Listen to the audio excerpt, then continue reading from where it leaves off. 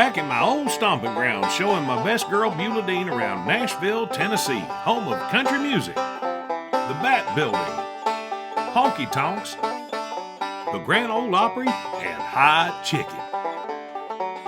And what brings us to town? A chance to go to the Ryman Auditorium to see Tom Jones in concert. You know you can't wear your overalls. They don't allow them there. At the old home of the Grand Ole Opry? Please. Not when Sir Tom's playing. We'll see. The Ryman Auditorium was built in 1892 as a church and is named for the man who led up the project, Thomas Ryman, who owned saloons and riverboats. There he is. Lots of folks think this was the original home of the Grand Ole Opry, but it wasn't. The Opry was in a few places over the first few years before ending up here from 1943 to 1974. Back in the old days, Opry stars would sneak across this alley to Tootsie's Orchid Lounge. We'll see more of that in a minute.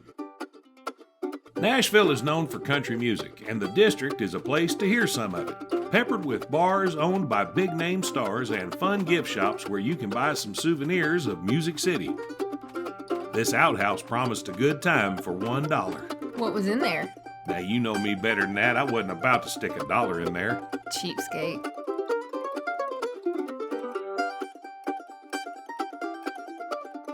You might even get your fortune told by Willie Nelson. Pay attention now, Willie Nelson has a word of wisdom for you. He who laughs last thinks the slowest. Stay alert, my friend, and laugh heartily and quickly. Stick around and old Willie will tell you more secrets, and wisdom is better than a good smoke, if you know what I mean. I had to overdub this because of copyrighted music in the background, and frankly, I sound more like Willie than that machine did. Made your living doing his voice for years. Paid for our house. I told you we'd get back to Tootsie's. Named in honor of the lady who bought the place back in 1960, Hattie Tootsie Bess. This legendary honky-tonk has hosted everyone from Chris Christopherson and Willie Nelson to Roger Miller.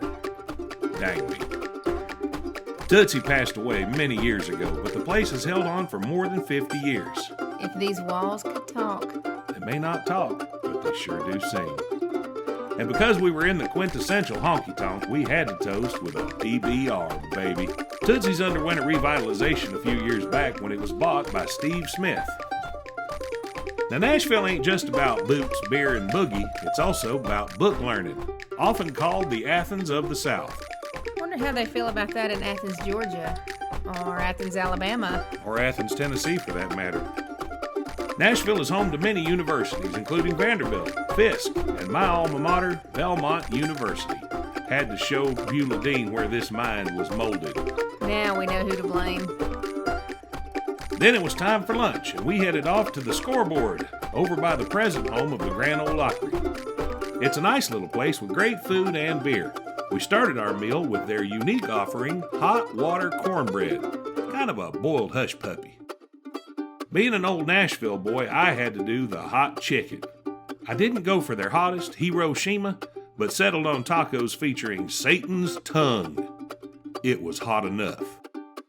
No one knows for sure when Nashville hot chicken got started, but my favorite story is about the womanizer whose girlfriend overspiced his food for revenge, but ended up starting Prince's Fried Chicken, the one most Nashville folks agree is the original. Guess that was the one time that revenge was not served best cold. It was actually served spicy hot, with a side of fries. And a business plan. Usually I show an empty plate. This one's full of sweat rags. After a spicy meal, we got on the Redneck Comedy Bus with Georgette.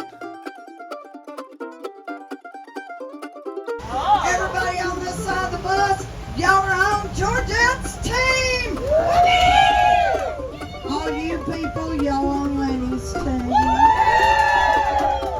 Maybe my side selector kicked in a little bit. The bus trip takes you all around Nashville to see the sights and hear the history of the town, while your guide cuts up and tells you all kinds of funny stories, shows you the places where the music business actually happens, and teaches you how to be an official redneck. Bless your heart.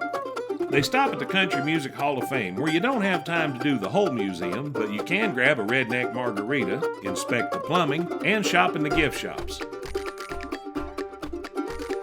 There's even an actual print shop where you can buy vintage-style posters. Lots of folks don't know, but printing has always been a big business in Nashville, way bigger than music. After the tour, we went shopping at a vintage shop with our friend Georgette. This is the place where old nudie suits go to die. That is you, Georgette. I swear, it looked like every country music star had dropped something off in this store. They had a lot of stuff. They also have Ernest Tubbs' old tour bus in the store, and you can tour it, which I actually did. Really fun to see how big stars used to live. Now, everybody thinks about Nashville's music industry, the recording, writing, performing, publishing, but nobody thinks about maintenance. We went to Blues Vintage Guitars to see where folks buy their instruments and get them repaired. I was not prepared for how many guitars were in this tiny house. They had mandolins, they had violins, they had steel guitars, dobros, every kind of description of instrument. They even had a few ukuleles. Georgette, what do you need if you're going to live in Nashville? Yeah, I have a guitar. Gotta have a guitar. We're in the guitar place. Look at all these guitars. And this is just a quarter of them, or an eighth It's of them. crazy. I don't know fractions. It could be only, I don't know. All right, we're here at Blues Vintage Guitars in Nashville with the most important man in Nashville, the guy who can repair guitars. Well, I'll try anyway. Tell us about your place, Steve. I'm Steve. I'm the tech here at Blues Vintage. Gabe Hernandez, the owner, he's here as well. Beautiful store. We've got the most Gibsons in Nashville as far as Les Pauls and stuff. We got Gibson Beat here. We've got Fenders, all kinds of instruments, vintage instruments. Just come down and see us. I'll tell you what, if you're a guitar picker, you'll be in heaven. This is a good place to come, definitely. A little out of the way. We're Nashville's best kept secret. That's what we like on this channel. I'm not a guitar man myself, but if I was, I'd want one of these. Hey, King, when your guitar needs work, where do you go? Man, I'll tell you what, I'll take my guitar down to Blues. Thank you very much. Dinner was a quick bite at Dirk Bentley's Whiskey Row. Then it was off to the Ryman for our bucket list item, seeing Tom Jones. That's one of Bueladean's favorite people. And of course, at the Ryman, I ran into another Belmont alum, Miss Minnie Pearl. I sure do miss her. But it's kind of neat that here at the Ryman Auditorium, me and Bueladean both got to see our favorite people. She got to see Tom Jones, and I got to see Miss Minnie. And best of all, we got to see them with each other. Hey, Buford, you finally made it to the Ryman. Why are you sulking? You know why I'm sulking? Really, about the overalls. You don't wear overalls to the Ryman Theater. It's the mother church of country music. Well, you don't wear overalls to see Tom Jones, okay? Could have. No, you couldn't have. Minnie Pearl would have let me. Minnie Pearl's not here, though, is she? Oh, come on. Lighten up. You act like it's weird for people to wear overalls to the Ryman Auditorium. It's not unusual. Well, that's our trip to Nashville. Hope you enjoyed it as much as we did. Be sure down in the comments to tell us where to go. Nicely.